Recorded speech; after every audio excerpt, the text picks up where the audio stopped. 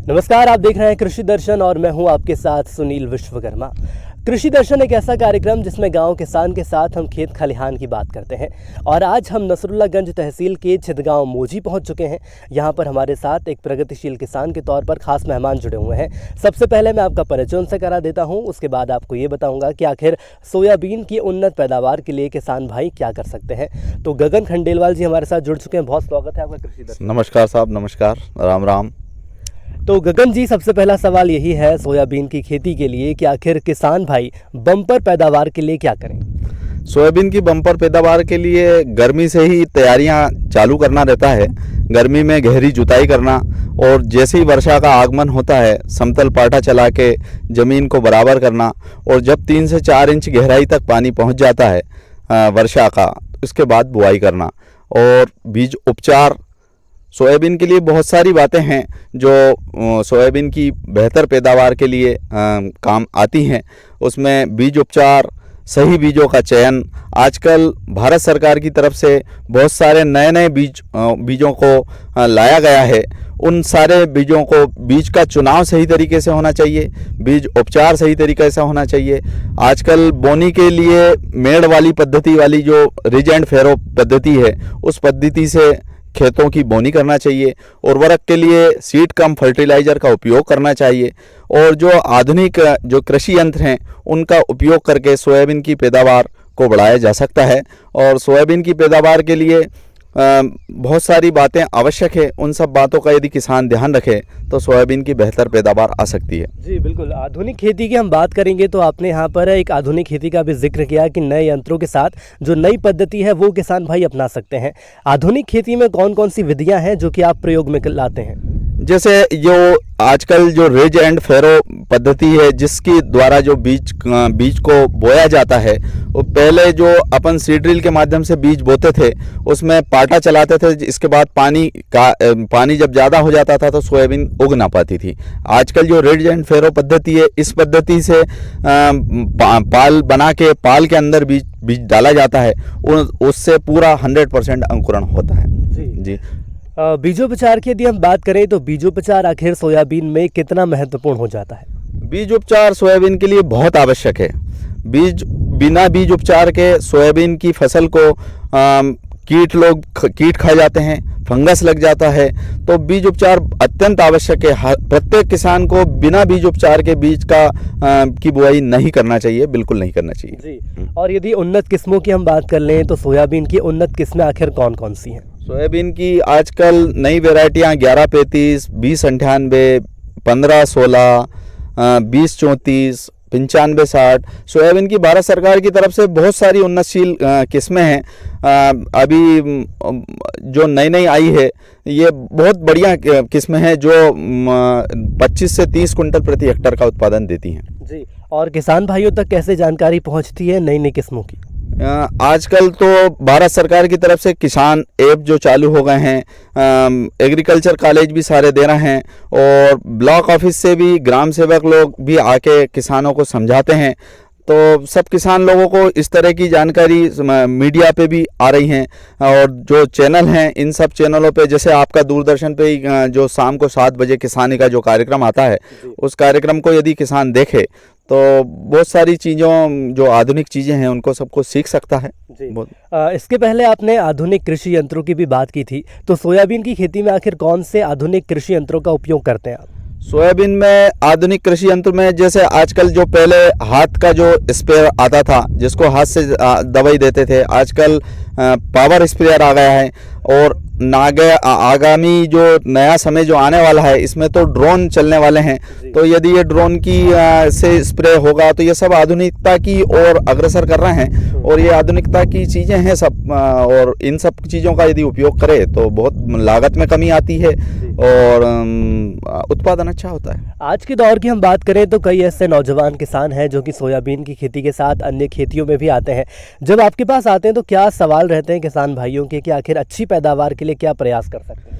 अच्छी पैदावार के लिए अच्छे बीज का चयन किया जाए और अंतर्वर्ती फसलों का भी उपयोग करना चाहिए। सोयाबीन के साथ मक्का बोआ सकती है, सोयाबीन के साथ बाजरा बोआ सकता है, सोयाबीन के साथ तिल्ली बोआ सकती है। यदि आदमी अंतर्वर्ती फसलों का के साथ में लाल तुअर भी बोआ सकती है, तो इन सब फसलों को साथ में यदि आदमी बुआई करता है तो बड़ा फ़ायदा हो सकता है, किसान को बहुत फ़ायदे में हो सकता है। जी, लेकिन साथ ही साथ ये भी बताइए कि अच्छे मुनाफे के साथ साथ स्वस्थ फसल का होना बहुत ज़्यादा ज़रूरी हो जाता है। फसलें स्वस्थ रहे और उत्पादन बेहतर रहे, बीमारियों से बचाने के लिए क्या शुरुआती दौर में भी जानकारी मिल सकती है किसान भाइयों को?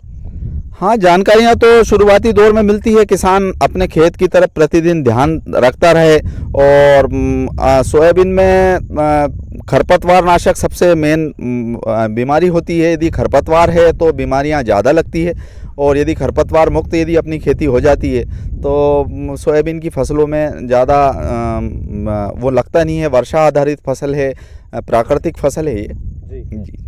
इसके अलावा सिंचाई प्रबंधन जैसा कि बहुत महत्वपूर्ण हो जाता है। हालांकि वर्षा आधारित फसल ये आपने पहले ही साफ कर दिया है, लेकिन सिंचाई प्रबंधन इसके अलावा और कितना महत्वपूर्ण हो जाता है?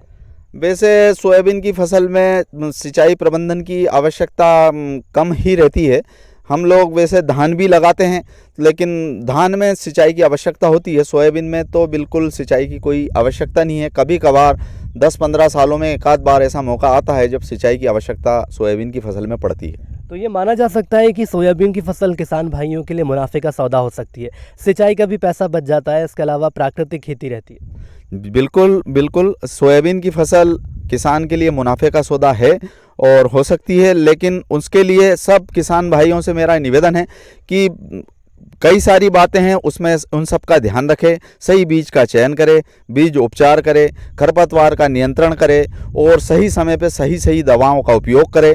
और यदि इन सब बातों को ध्यान में रख के किसान यदि सब काम करता है तो निश्चित तौर पे सोयाबीन की फसल किसान के लिए मुनाफे का सौदा साबित होगी। वैसे तो सरकार के द्वारा लगातार प्रयास किए जा रहे हैं कि खेती किसानी को बढ़ावा मिल सके, लेकिन बीजों के चयन के लिए जो प्रयास किए जा रहे हैं वो ज़मीनी स्तर पर कितना सफल नज़र आ रहे हैं आपको? देखिए, बीजों के चयन के लिए तो मध्य प्रदेश गवर्नमेंट ने बीज निगम खोल रखे हैं, ब्लॉक ऑफिस खोल रखे हैं। आजकल तो कई प्राइवेट संस्थाएं खोल रखी हैं, सेवा सहकारी समितियां बना रखी है जो बीजों का चयन और बीज अच्छे ब्रीडर बीजों को बोके और किसानों को सर्टिफाइड बीज प्रदान करती है।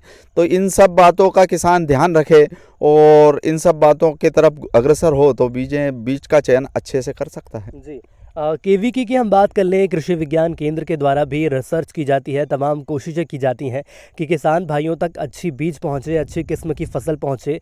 कितना सहायक होता है किसानों के लिए? किसानों के लिए सहायक तो बहुत है। आजकल किसान पुरानी पद्धति को छोड़ के आजकल हम नौजवान लोग किसानी कर रहे हैं, तो नौजवान लोग सारे लोग मोबाइल से टच होके कृषि विज्ञान केंद्रों में जाके भी समझ सकते हैं। पहले ऐसी स्थिति थी कि आदमी जा नहीं पाता था। आज जैसे हमारे यहाँ सीहोर में कृषि विज्ञान केंद्र है, एक सेवनिया में कृषि विज्ञान केंद्र है, रहटी में कृषि विज्ञान केंद्र है, तो इन सब जगह जाने के बाद ही सब बातें आदमी सीख लेता है और ग्राम सेवक लोग इस बारे में आदमी को गाइड कर रहे हैं। जी जी जी। इसके अलावा ये भी जानना चाहेंगे, खेतों की तैयारी के लिए क्या कोशिशें रहती है आपकी? भूमि का चयन आखिर कैसे होना चाहिए? मिट्टी कौन सी खास रहती है? मिट्टी सोयाबीन की फसल में जिसका पीएच मान 7 के आसपास होता है वो मिट्टी उपयुक्त मानी जाती है। और सोयाबीन की फसल में मिट्टी को आपको गर्मी में गहरी जुताई अत्यंत आवश्यक है। यदि गहरी जुताई अपन करते हैं तो सोयाबीन की फसल में बहुत बढ़िया रिजल्ट मिलते हैं। जी, और ये भी माना जाता है जिस तरह से बीज लगाए जाते हैं पर्याप्त दूरी भी होनी चाहिए उसमें। हाँ, सोयाबीन की फसल में बीजों में बीज से बीज की दूरी 15 सेंटीमीटर होना चाहिए। कतार से कतार की दूरी भी बहुत मायना रखती है। इन सब बातों को आदमी ध्यान में यदि रखता है तो सोयाबीन की फसल, बिल्कुल सही कहा आपने, बीजों को कतार से कतार की दूरी का अंतर भी रखना चाहिए और बीज से बीज की दूरी का भी अंतर आवश्यक है। जी, कई किसान भाई ऐसे भी हैं जो कि इस तरह से खेती नहीं कर पाते या उनको जानकारी का अभाव रहता है। ऐसे में साफ तौर पर ये माना जा सकता है कि जब फसल अच्छी नहीं उगती तो उसके कुछ ये कारण भी रहते हैं। हाँ बिल्कुल, यदि फसल का अंकुरण व्यवस्थित तरीके से नहीं होगा तो उत्पादन पे जरूर असर पड़ता है, बिल्कुल पड़ता है। हाँ। इसके अलावा खरपतवार नियंत्रण को लेकर और क्या कुछ जो किसान भाई आते हैं उनको क्या जानकारी देते हैं आप? खरपतवार नियंत्रण के लिए आजकल बुआई के तुरंत उपरांत 48 घंटे में भी पेंडामेथिलिन नाम की दवाएं हैं जो छिड़काव यदि किसान करता है तो कोई खरपतवार नहीं उगता है। इसके बाद उससे बुआई के 15 से 20 दिन के अंतराल में आदमी यदि नींदानाशक का उपयोग करता है तो वो भी खरपतवार को पूर्ण रूप से नियंत्रण करती है। तो सोयाबीन की फसल को लेकर हम आज बातचीत कर रहे हैं और हमने जाना कि आखिर किस तरह से बम्पर पैदावार के लिए सोयाबीन की खेती कर सकते हैं। बीज को लेकर हमने खरपतवार नियंत्रण की भी बात की है। यहाँ पर एक छोटे से ब्रेक लिए रुकेंगे, ब्रेक के बाद जल्द लौटेंगे और बुआई और कटाई का तरीका जानेंगे जिसके माध्यम से किसान भाई बेहतर पैदावार कर सकते हैं।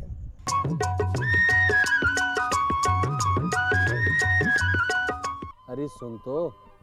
मुझे क्या सुनाना चाहते हो? जो सुनाओ मेरी सौतन को। किसको? अरे वही तुम्हारा मोबाइल फोन जिससे सुबह शाम दिन रात चिपके रहते थे और कहते थे किसान कॉल सेंटर से बातें हो रही हैं।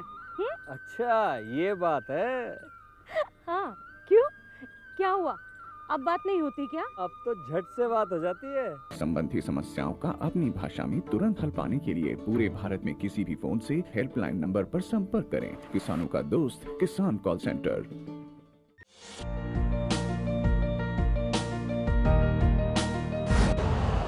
यूरिया का स्वदेशी उत्पादन 70 लाख टन बढ़ाने के लिए 6 उर्वरक संयंत्रों का उद्धार किया जा रहा है। FCIL के गोरखपुर, सिंदरी, तलचर और रामागुंडम संयंत्र, HFCL की बरौनी इकाई और BVFCL की नामरू फोर्थ। सोने पर सुहागा ये है कि देश में अब बनेगा सिर्फ नीम लेपित यूरिया, क्योंकि इससे होगा किसानों का फायदा ही फायदा। अनाज का उत्पादन 10% तक बढ़ेगा। बढ़ेगी 10 से 15% नाइट्रोजन क्षमता।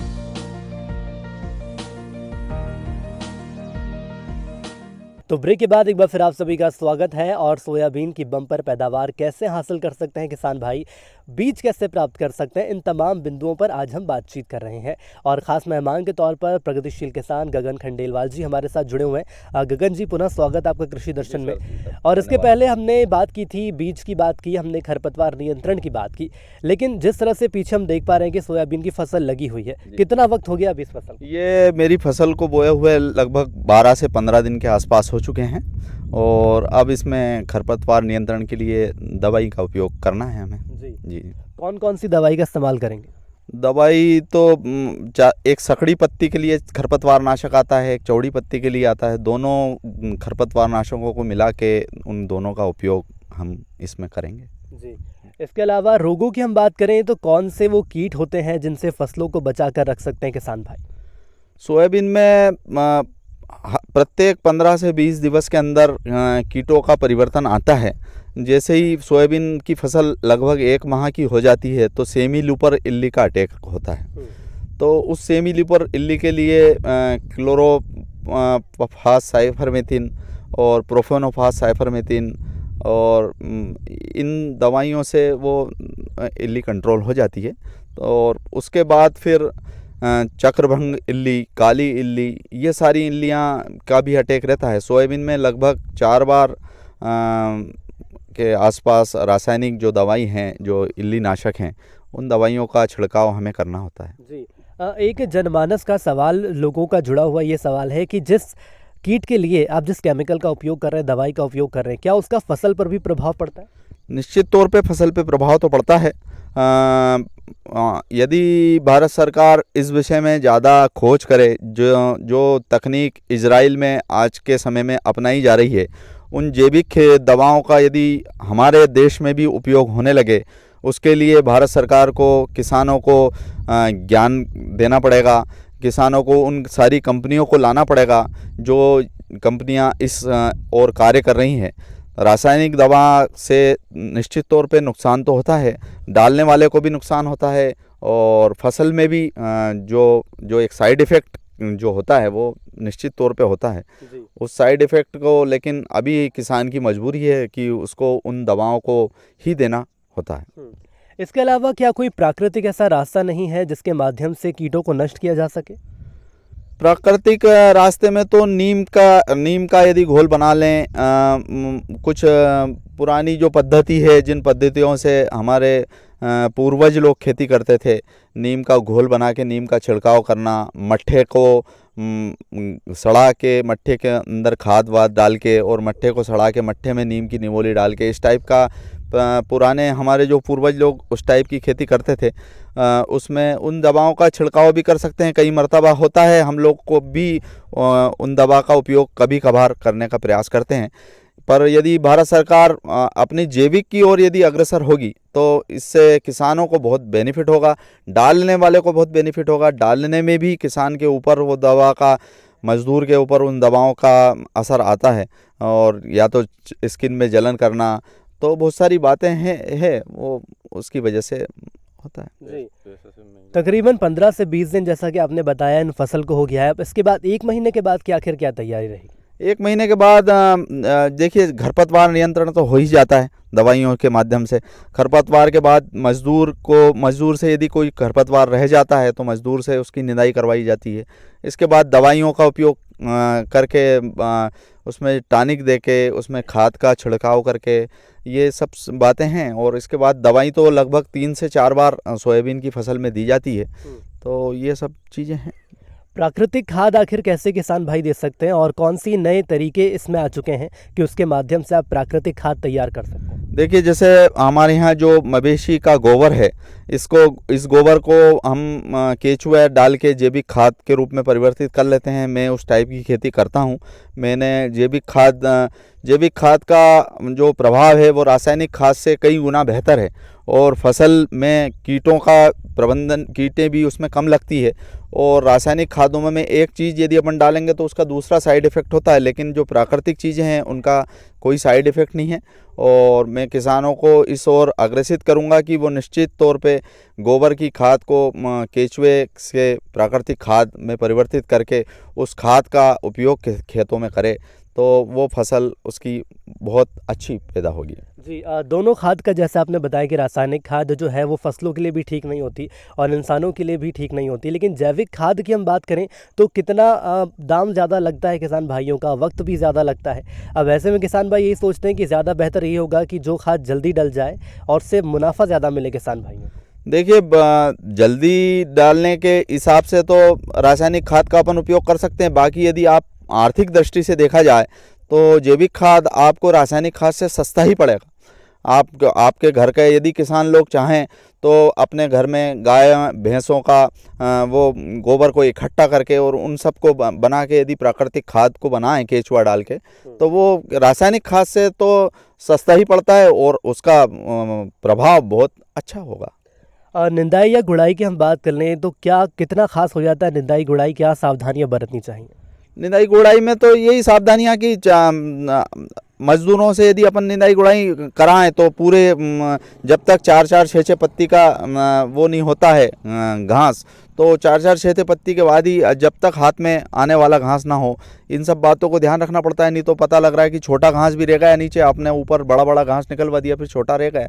तो आदमी को उस अवस्था में निंदाई कराना चाहिए जब घास पर्याप्त मात्रा में हाथ में आने लायक 4-4 6-6 पत्ती की अवस्था में हो जाता है, तब आदमी निंदाई कराए तो उसका फ़ायदा रहता है। तो ऐसे जो मजदूर रहते हैं उन्हें पहले जानकारी दी जाती होगी? हाँ बिल्कुल, जानकारी सर्वप्रथम तो वो जानकारी को किसान को ही रखना पड़ता है। किसान यदि वो जानकारी रखेगा तो वो मजदूर को वो जानकारी प्रेषित करेगा। चलिए अब प्राकृतिक खेती की बात कर लेंगे कि आखिर किसान भाई प्राकृतिक खेती कैसे कर सकते हैं, और जो नौजवान किसान भाई इस वक्त खेती करना चाहते हैं वो कैसे प्राकृतिक खेती की ओर अग्रसर हों। जी देखिए, मैं सारे मेरे किसान बंधुओं को यही निवेदन करूँगा, उत्पादन की ओर ना जाएं और प्राकृतिक खेती की ओर जाएं। उत्पादन आज ज़रूर थोड़ा सा कम होगा, लेकिन प्राकृतिक खेती करने के बाद उससे जो होने वाले जो दुष्प्रभाव हैं, उन दुष्प्रभाव से अपन किसान लोग भी बचेंगे, अपना खेत भी बचेगा, मिट्टी सुरक्षित रहेगी, खेत सुरक्षित रहेगा, अपन सब सुरक्षित रहेंगे। तो मेरा तो यही संदेश है, हर किसान को मैं कहना चाहता हूं कि वो प्राकृतिक खेती की ओर बढ़े। मैं खुद भी प्राकृतिक खेती करता हूं और जिससे मेरे को लाभ दिनों दिन बढ़ता जा रहा है। चलिए, तो लाभ यदि आपको अर्जित करना है तो प्राकृतिक खेती की ओर बढ़ सकते हैं। इसके अलावा तमाम विषय पर बहुत बारीकियों से सवालों के जवाब दिए गगन जी, और आपने वक्त साझा किया, इसके लिए आपका बहुत धन्यवाद। धन्यवाद। राम राम। तो किसान भाइयों, यदि सोयाबीन की खेती आपको करना है, बम्पर पैदावार हासिल करना है, तो छोटी छोटी बातें हैं जिनका आपको ध्यान रखना होगा, जिसके माध्यम से आप ज़्यादा मुनाफा हासिल कर सकते हैं कम से कम लागत में। और इसी के साथ कृषि दर्शन के आज के अंक में इतना ही। मुझे इजाज़त दीजिए और अंत में अब नज़र डालेंगे खबरें खेती की पर। नमस्कार किसान भाइयों, खबरें खेती में आपका स्वागत है। आइए नजर डालते हैं आज की प्रमुख खबरों पर। निर्यात बढ़ाने, किसानों को प्रोत्साहित करे राज्य। फसल बीमा के लिए बैंकों को निर्देश जारी। मध्य प्रदेश में झमाझम बारिश, सोयाबीन की निदाई गुड़ाई करे। उड़द की बोनी मेड़ नाली पद्धति से करे। अब खबरें विस्तार से।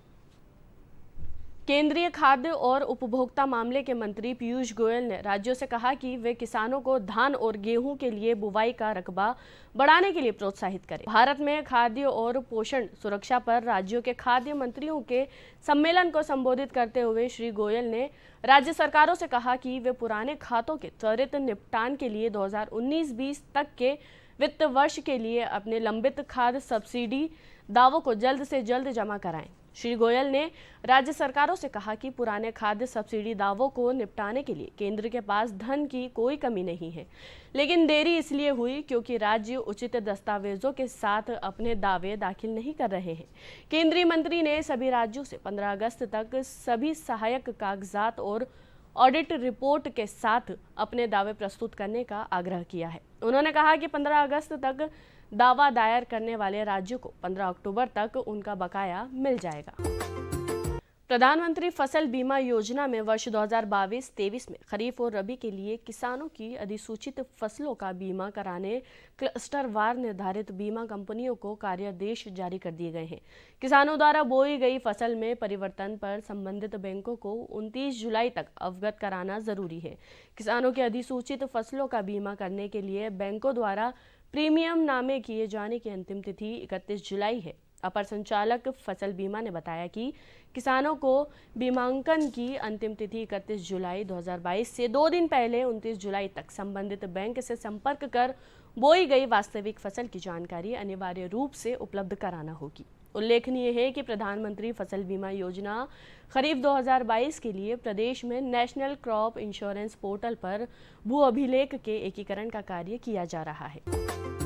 मध्य प्रदेश में मानसूनी सीजन की शुरुआत भले ही निराशाजनक रही है, लेकिन पिछले 2-3 दिनों से हो रही बारिश ने अब तक का कोटा पूरा कर दिया है। प्रदेश के अधिकांश जिलों में झमाझम बारिश का दौर जारी है। 1 जून से 10 जुलाई तक प्रदेश में औसत बारिश 1% अधिक हुई है। इस दौरान प्रदेश की सामान्य वर्षा 222.1 मिलीमीटर रहती है, जबकि वास्तविक वर्षा 223.3 मिलीमीटर हुई है। मौसम विभाग के अनुसार पूरे प्रदेश में आने वाले 4-5 दिन तेज बारिश का दौर जारी रहेगा, जिससे जुलाई माह में सामान्य से अधिक बारिश हो सकती है। भारतीय मौसम विभाग से प्राप्त जानकारी अनुसार प्रदेश के 24 जिलों में कम बारिश हुई है। 9 जिले सामान्य वर्षा की श्रेणी में हैं। एकमात्र जिला श्योपुर में 63% अधिक बारिश हुई है। 19 ऐसे जिले हैं जहां पर सामान्य से अधिक वर्षा दर्ज की गई है। अधिक वर्षा वाले जिले आगरमालवा, अशोकनगर, बैतूल, भोपाल, धार, ग्वालियर, हरदा, इंदौर, खंडवा, नर्मदापुरम, राजगढ़, श्योपुर, उज्जैन, अनूपपुर, छिंदवाड़ा, दमोह, जबलपुर, सागर एवं शहडोल हैं। सबसे अधिक बारिश हरदा में 62% हुई है। जिन किसानों ने सोयाबीन की बोवनी की है, उन्हें नवजात पौधों को बचाने एवं नमी संरक्षण हेतु डोरा कुल्पा चलाने की सलाह दी गई है। फसलों को विभिन्न बीमारियों, विशेषकर पीला मोजाइक बीमारी से बचाने के लिए बीज को उपचारित कर ही बोनी की जाए। कीटनाशक औषधि से उपचारित करने के पश्चात कल्चर का उपयोग भी करें। सोयाबीन, मूंग, उड़द एवं मक्का के खेतों से जल निकास का समुचित प्रबंधन करें। कृषि विज्ञान केंद्र दतिया पर उड़द उत्पादन पर एक प्रशिक्षण का आयोजन किया गया है। केंद्र के प्रधान वैज्ञानिक एवं प्रमुख डॉक्टर RKS तोमर ने कृषकों को सलाह दी है कि उड़द की प्रताप उर्द 1, आज़ाद 1, IPU 13, 1, पंत उर्द 30, शेखर 2, इंदिरा प्रथम आदि में से कोई भी किस्म का चयन करें। 1 बीघा में 4 किलोग्राम बीज उपयोग करें और बीज को ट्राइकोडर्मा BD 5 ग्राम प्रति किलोग्राम बीज की दर से उपचारित करें। तत्पश्चात 10 मिली प्रति किलोग्राम बीज को राइजोबियम व पीएसबी कल्चर से उपचारित कर बीज को छाया में सुखाकर बोनी करें। डॉक्टर तोमर ने बताया कि किसान भाई प्रति बीघा 20 से 25 किलोग्राम डीएपी, 5 किलोग्राम सल्फर बोने से पहले खेतों में डालें। बोरी रीज एंड फरो विधि से अथवा सीड ड्रिल से ही करें और कतार से कतार की दूरी 30 सेंटीमीटर रखें। फिलहाल खबरें खेती में इतना ही। अब इजाज़त दीजिए। नमस्कार।